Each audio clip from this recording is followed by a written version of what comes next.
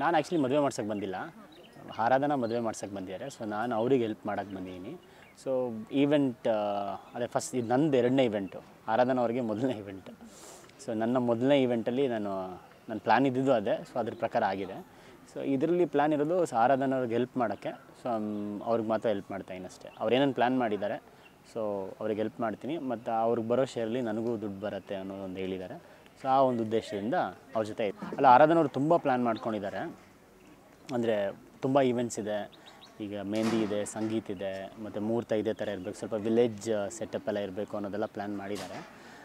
But ನನಗೆ ನಂದು ಬೇರೆ ಪ್ಲ್ಯಾನ್ ಇದೆ.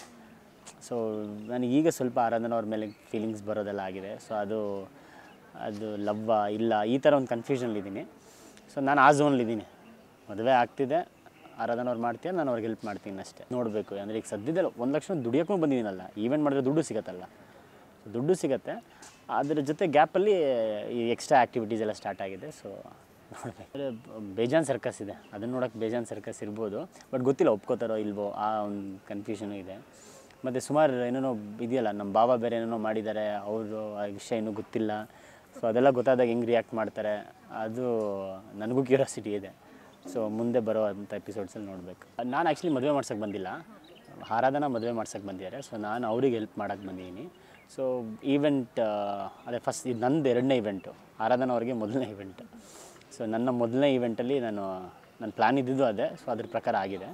ಸೊ ಇದರಲ್ಲಿ ಪ್ಲ್ಯಾನ್ ಇರೋದು ಆರಾಧನಾ ಅವ್ರಿಗೆ ಹೆಲ್ಪ್ ಮಾಡೋಕ್ಕೆ. ಸೊ ಅವ್ರಿಗೆ ಮಾತ್ರ ಹೆಲ್ಪ್ ಮಾಡ್ತಾಯಿದ್ದೀನಿ ಅಷ್ಟೇ. ಅವ್ರೇನೇನು ಪ್ಲ್ಯಾನ್ ಮಾಡಿದ್ದಾರೆ ಸೊ ಅವ್ರಿಗೆ ಹೆಲ್ಪ್ ಮಾಡ್ತೀನಿ, ಮತ್ತು ಅವ್ರಿಗೆ ಬರೋ ಶೇರಲ್ಲಿ ನನಗೂ ದುಡ್ಡು ಬರುತ್ತೆ ಅನ್ನೋದೊಂದು ಹೇಳಿದ್ದಾರೆ. ಸೊ ಆ ಒಂದು ಉದ್ದೇಶದಿಂದ ಅವ್ರ ಜೊತೆ ಅಲ್ಲ, ಆರಾಧನಾ ಅವರು ತುಂಬ ಪ್ಲ್ಯಾನ್ ಮಾಡ್ಕೊಂಡಿದ್ದಾರೆ. ಅಂದರೆ ತುಂಬ ಈವೆಂಟ್ಸ್ ಇದೆ.